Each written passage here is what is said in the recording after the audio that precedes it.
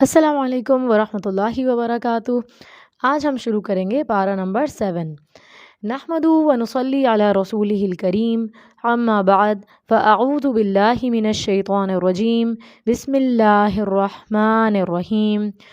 رب اشرح لی صدری ویسر لی امری واحلل عقدۃ من لسانی یفقہوا قولی۔ آیت نمبر 83 میں اللہ سبحانہ و تعالیٰ نے ان لوگوں کی تعریف فرمائی ہے جو اللہ کا کلام سن کر روتے ہیں۔ جو شخص جتنی توجہ کے ساتھ اللہ کا کلام سنتا ہے تو وہ کلام اس کے دل میں اتنا زیادہ اثر کرتا ہے کہ اس کی وجہ سے آنکھوں سے آنسو بہہ نکلتے ہیں، دل نرم ہو جاتے ہیں اور زبان سے اللہ کا ذکر نکلنے لگتا ہے۔ یہ اللہ کی ہدایت ہے کہ وہ جس کو چاہتا ہے سیدھا رستہ دکھاتا ہے۔ اللہ کو یہ آنسو بہت پسند ہیں۔ جو اللہ کے ڈر کی وجہ سے رویا، جس نے اپنے گناہوں کو یاد کیا اور اس پر شرمندہ ہو کر اللہ سے معافی مانگی اور آئندہ گناہ نہ کرنے کا ارادہ کیا، تو اللہ تعالیٰ پہاڑوں جیسے گناہ بھی معاف فرما دیتا ہے۔ بچوں، ہمیں بھی اپنے دل کے حالات کا جائزہ لینا ہے کہ ہم کن چیزوں میں روتے ہیں۔ کیا ہمارے یہ آنسو اللہ کی یاد میں بہتے ہیں؟ اسی طرح آگے آیت میں ہے، سچی بات اور اچھی بات کرتے رہنے سے جنت لازم ہو جاتی ہے۔ اچھی بات کرنا صدقہ ہے، تو ہمیں اچھی گفتگو کرنے کی عادت ڈالنی ہے۔ آگے آیت 89 میں قسم کے بارے میں بتایا گیا ہے۔ اس کا ترجمہ ہے، اللہ تمہاری لغو قسموں پر تو گرفت نہیں کرے گا، لیکن جو قسمیں تم سچے دل سے کھاتے ہو ان پر ضرور پکڑ کرے گا۔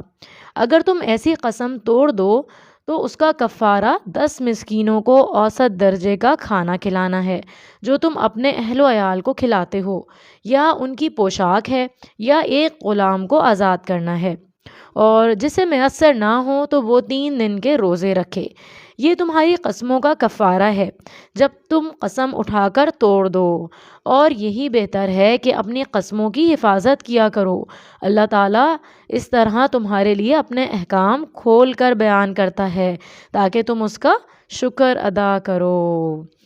اگر کسی نے جان بوجھ کر قسم کھائی اور اس کو توڑ دیا تو اس کا کفارہ ادا کرنا ہوگا۔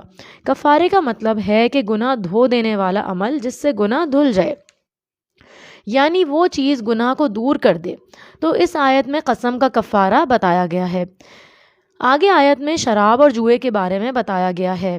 اللہ سبحانہ و تعالیٰ نے فرمایا، یا ایہا الذین آمنوا انما الخمر والمیسر والانصاب والازلام رجز من عمل الشیطان فاجتنبوہ لعلکم تفلحون۔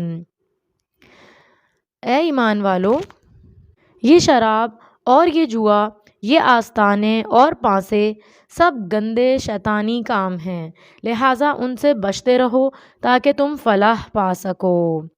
تو بچوں، شراب، جوا کھیلنے اور شرک گندے ترین شیطانی کام ہیں۔ ہمیں ان حرام کاموں سے بچنے کو کہا گیا ہے۔ تو ان کے نقصان کے بارے میں بھی سنیں گے کہ ان کا نقصان کیا ہے، کیوں منع کیا ہے۔ شراب نماز اور اللہ کے ذکر سے روکتی ہے۔ یہ انسان کے سوچنے سمجھنے کی صلاحیت کو ختم کر دیتی ہے۔ شراب کا عادی جنت میں داخل نہیں ہوگا۔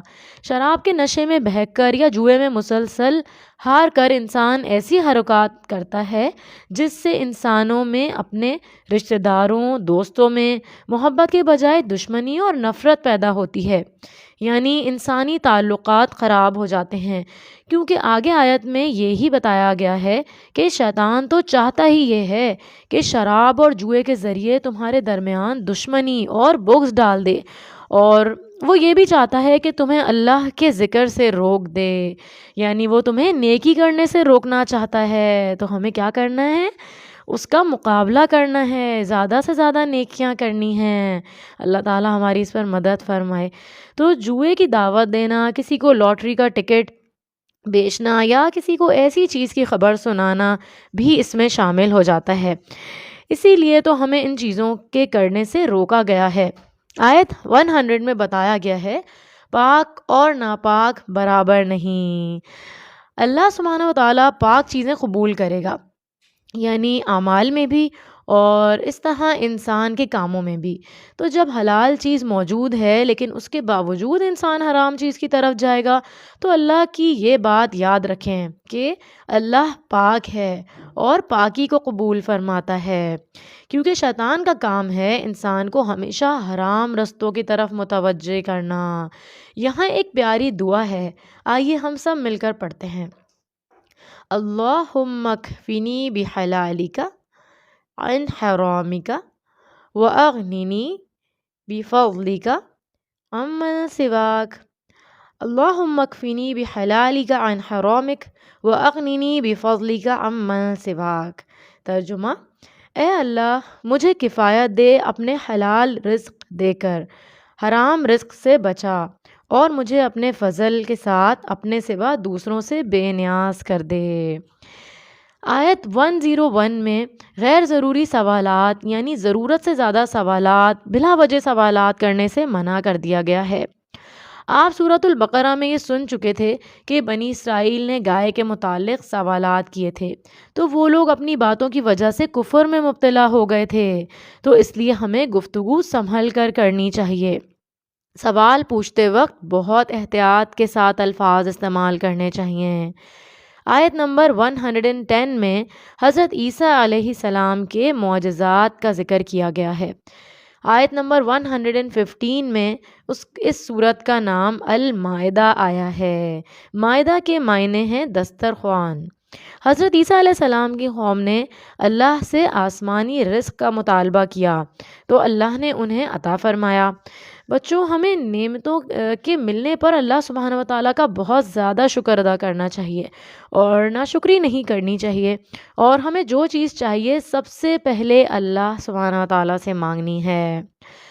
اب ایک نئی سورت شروع ہو رہی ہے، سورۃ الانعام۔ بسم اللہ الرحمن الرحیم۔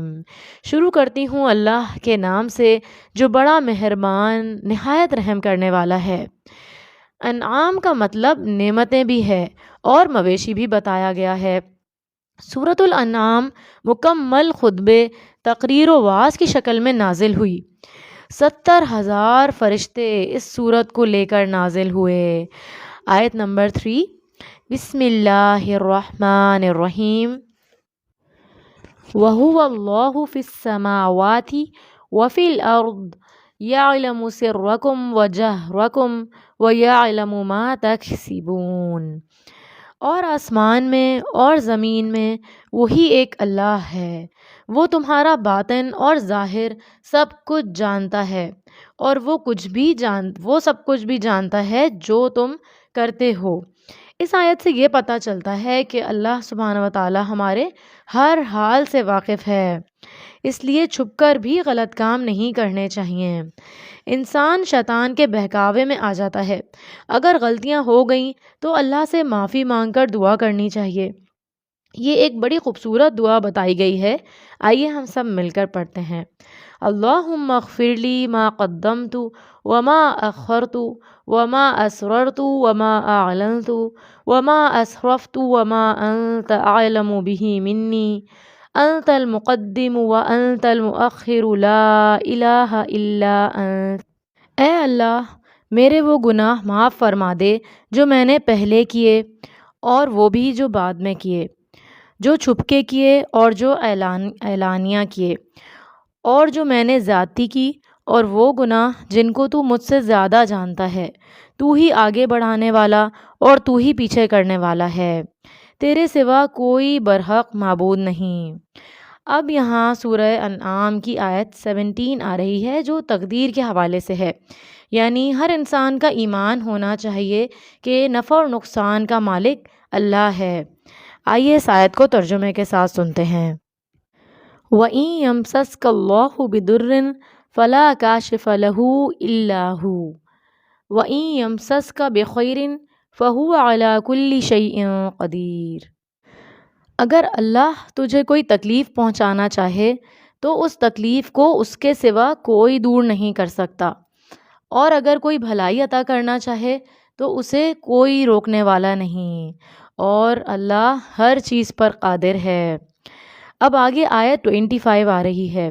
کچھ لوگ ہوتے ہیں جو قرآن سنتے ہیں، پڑھتے ہیں، ان کے دل پگھل جاتے ہیں، زندگیاں بدل جاتی ہیں، اور کچھ لوگ ہوتے ہیں جو بھٹک جاتے ہیں۔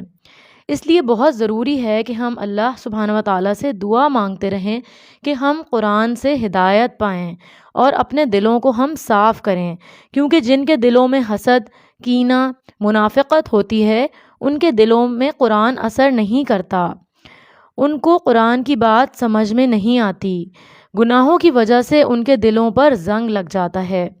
تو بچوں، اگر ہمیں قرآن سمجھ میں نہ آئے تو اللہ سے توبہ کریں، استغفار کریں، کیونکہ گناہ قرآن کو سمجھنے میں رکاوٹ بن جاتے ہیں۔ امام ابن تیمیہ ایک بہت بڑے عالم تھے۔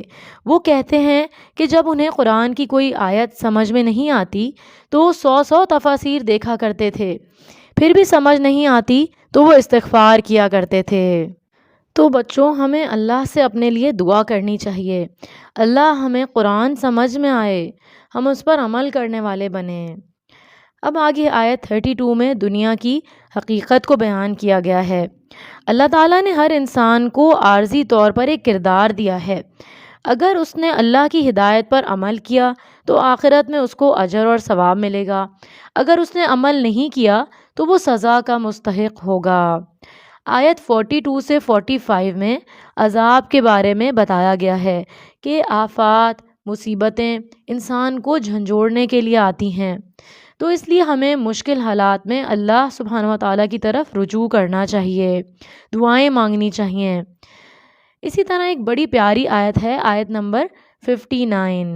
اس میں اللہ کی صفت العلیم کے بارے میں بتایا گیا ہے، یعنی اللہ ہر چیز کا علم رکھنے والا ہے اور وہ ہر چیز کو، ہر ایک کو ہر طرح سے جانتا ہے، ظاہر کو بھی جانتا ہے اور چھپے ہوئے کو بھی جانتا ہے، اس کے پاس ہر چیز کا مکمل علم ہے۔ آئیے اس آیت پر اس کے ترجمے کے ساتھ غور کرتے ہیں۔ اللہ سبحانہ و تعالیٰ نے فرمایا وَعِندَهُ مَفَاتِحُ الْغَيْبِ لَا يَعْلَمُهَا إِلَّا هُوَ وَيَعْلَمُ مَا فِي الْبَرِّ وَالْبَحْرِ وَمَا تَسْقُطُ مِنْ وَرَقَةٍ إِلَّا يَعْلَمُهَا وَلَا حَبَّةٍ فِي ظُلُمَاتِ الْأَرْضِ وَلَا رَطْبٍ وَلَا يَابِسٍ إِلَّا فِي كِتَابٍ مُبِينٍ۔ اور غیب کی چابیاں تو اسی کے پاس ہیں جسے اس کے سوا کوئی بھی نہیں جانتا، خشکی اور سمندر میں جو کچھ ہے اسے وہ جانتا ہے، اور کوئی پتا تک نہیں گرتا جسے وہ جانتا نہ ہو، نہ ہی زمین کی تاریکیوں میں کوئی دانہ ہے جس سے وہ باخبر نہ ہو، اور تر اور خشک جو بھی ہو سب کتاب مبین میں موجود ہے۔ کتنی خوبصورت آیت ہے کہ اللہ سبحانہ و تعالیٰ ہر چیز کو جانتا ہے۔ غیب کی چابیاں، غیب کہتے ہیں جو ہمیں نظر نہیں آ رہا، ان کی کیز جو ہیں وہ تک اللہ کے پاس ہیں، جو چھپا ہوا ہے پردے میں وہ سب اللہ سبحانہ و تعالیٰ کو معلوم ہے، اور جو بیج ہم بوتے ہیں زمین کے اندر، کون سا والا اس میں سے اس میں درخت نکلے گا، اس میں کتنے پھل آئیں گے، اس کو کون کون کھائے گا، وہ سب اللہ تعالیٰ جانتے ہیں۔ اور خشکی میں اور سمندروں کی گہرائیوں میں جو بھی کچھ ہے وہ سب اللہ تعالیٰ کی کتاب مبین میں یعنی لوح محفوظ میں درج ہے۔ اللہ تعالیٰ ہمیں اس پہ غور و فکر کرنے والا بنائے۔ آگے آیت 65 میں نافرمانوں پر عذاب کی 3 صورتیں بتائی جا رہی ہیں۔ آئیے اس آیت پر اس کے ترجمے کے ساتھ غور کرتے ہیں۔ قُلْ هُوَ الْقَادِرُ عَلَىٰ أَن يَبْعَثَ عَلَيْكُمْ عَذَابًا مِّن فَوْقِكُمْ أَوْ مِن تَحْتِ أَرْجُلِكُمْ أَوْ يَلْبِسَكُمْ شِيَعًا وَيُذِيقَ بَعْضَكُمْ بَأْسَ بَعْضٍ انظُرْ كَيْفَ نُصَرِّفُ الْآيَاتِ لَعَلَّهُمْ يَفْقَهُونَ۔ آپ ان سے کہیے کہ اللہ اس بات پر قادر ہے کہ وہ تم پر تمہارے اوپر سے کوئی عذاب نازل کرے، یا تمہارے پاؤں کے نیچے سے تم پر کوئی عذاب مسلط کر دے، یا تمہیں فرقے فرقے بنا کر ایک فرقے کو دوسرے سے لڑائی کا مزہ چکھا دے۔ دیکھیے ہم کس طرح مختلف طریقوں سے آیات بیان کرتے ہیں تاکہ وہ سمجھ جائیں۔ آگے آیت 70 میں دین کو کھیل تماشا بنانے والوں کا انجام بتایا گیا ہے کہ انہیں جہنم میں کھولتا ہوا پانی ملے گا۔ اللہ ہم سب کو اس سے محفوظ فرمائے، آمین۔ آگے آیت 74 میں حضرت ابراہیم علیہ السلام کا واقعہ شروع ہوتا ہے۔ ابراہیم علیہ السلام کا لقب خلیل اللہ ہے، یعنی اللہ کا دوست۔ ان کی کیا خوبیاں تھیں جن کی بنا پر وہ اللہ کے پسندیدہ دوست بن گئے؟ حضرت ابراہیم علیہ السلام نے ستاروں کا مشاہدہ کیا اور حق کو یعنی سچ کو پہچان کر صرف اللہ تعالیٰ کو اپنی توجہ کا مرکز بنا لیا۔ انہوں نے اللہ کی خاطر سب خاندان والوں کو چھوڑ دیا تو اللہ نے انہیں انعام کے طور پر اپنا دوست بنا لیا۔ کس وجہ سے چھوڑا تھا انہوں نے؟ شرک سے بچنے کے لیے۔ اللہ نے ان کی نسل میں انبیاء اور صالحین پیدا کیے۔ ان کی زندگی ہمارے لیے بہترین نمونہ ہے۔ اب آگے آیت 93 میں اللہ کی طرف جھوٹ منسوب کرنے والوں کو موت کے وقت بہت ذلت آمیز عذاب کا بتایا گیا ہے۔ موت کے فرشتے ان کی جان نکالتے ہوئے انہیں ڈانٹیں گے اور کہیں گے ہمارے حوالے کر دو اپنی جانیں، آج تمہارے جھوٹ اور تکبر کی وجہ سے رسوا کن عذاب دیا جائے گا۔ اللہ تعالی ہم سب پر رحم فرمائے اور ہم سب کو عذاب سے نجات دلائے۔ الحمدللہ پارہ نمبر 7 مکمل ہوا۔ اللہ ہمیں قرآن سمجھنے اور اس پر عمل کی توفیق عطا فرمائے، آمین یا رب العالمین۔ وآخر دعوانا ان الحمدللہ رب العالمین۔ سبحانک اللہم و بحمدک، اشہد ان لا الہ الا انت، استغفرک و اتوب الیک۔ السلام علیکم ورحمۃ اللہ وبرکاتہ۔